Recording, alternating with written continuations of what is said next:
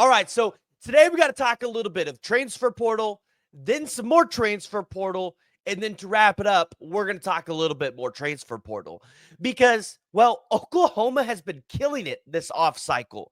And when you look at some of the guys that they've gotten out of the transfer portal, you've seen these small developments that have been able to make this team better.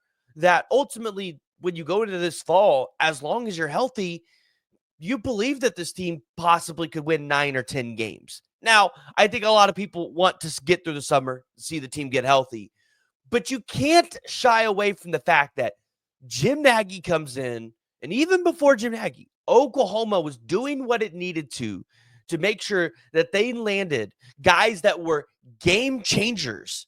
And they're still looking at a couple guys, and that's what we're going to talk about today. Some of the guys that could be prospected for Oklahoma, somebody that's actually on campus, somebody that just committed. So before we do that, as always, join the discussion. Jump in the comments below. Let me know what you guys think about Oklahoma's portal cycle haul, what they've been able to get. Do you think it helps Oklahoma get to that 9 or 10 wins this upcoming season? And I think today we'll get to the commitment at the very end of the video. But I think today we got to start with one of the areas where I thought Oklahoma probably would have already had a target, and that's going to be wide receiver. McNeese State wide receiver Jermichael Carter is visiting Oklahoma on Friday, per his agent, who told On3 Sports. Pete Nakos put out this report. He had 37 catches for 537 yards last season and 3 touchdowns. Now, one of the things that I really like about Jermichael Carter is that he's got multiple years of eligibility. I love it when you bring in guys that have 2 to 3 years, so guys that can be here longer term in the program. But also, Jermichael Carter has size. Now, I get it. Oklahoma fans, we're always a little on the fence about some of these non-P4 guys. You know, you get on the fence about some of the D2 guys that Oklahoma brings in, and you ask, is it good enough? Is it going to transfer? And I'll say this. I think so far, with some of the talent that they've brought in, I think it's worked pretty well. I think you would agree too. I mean, look at what we were hearing about Giovanni Gibson before he got hurt. And hopefully he's able to come back at some point during the season. But this wide receiver room, it's just as talented as maybe as it was last year. And you've got a guy like Emmett Jones, who is a phenomenal recruiter, a phenomenal developer.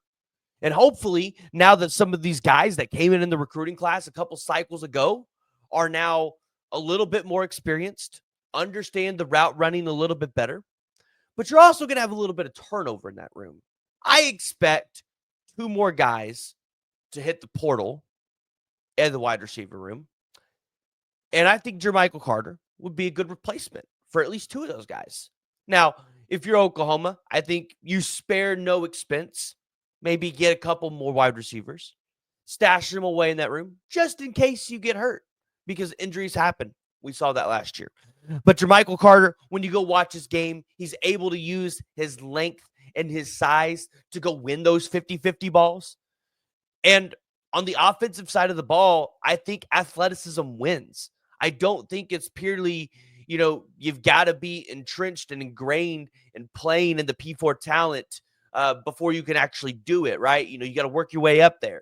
No, I think as long as you have the athleticism, as long as you have the talent and the abilities, you could go out there and you can play this position at a high level, especially if you've got a good quarterback that can throw you the ball. And the expectations from John Mateer, who, by the way, if you're living under a rock, was a portal QB, a phenomenal portal get for Oklahoma, is going to be distributing the ball. And so I think you're going to see some of these mid-tier guys look a lot better because they're going to have an experienced quarterback throwing them the ball, getting it to him in those routes. So Jermichael Carter, interesting prospect. We'll see if Oklahoma's able to land him. But soon after he entered the portal and Oklahoma got the announcement that they were getting a visit from him, Ted Hurst entered the transfer portal from Georgia State, recorded 961 receiving yards and 9 touchdowns last season, averaged 17.2 yards a catch. His longest catch was 76. Now, again, I like Ted Hurst because of his size. And again, similar to Jermichael Carter, when you watch him on film, you see him utilize that length to go up and win those 50-50 balls. And I think that's something Oklahoma would absolutely love to have. So you see the 56 receptions for 961 yards, 9 touchdowns. Obviously got a lot of production there.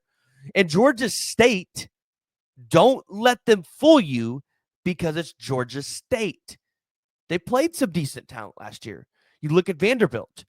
Against Vanderbilt, he had 7 receptions for 128 yards. Against Vanderbilt. At Georgia Tech, he only had 2 for 26. But they were average of 13.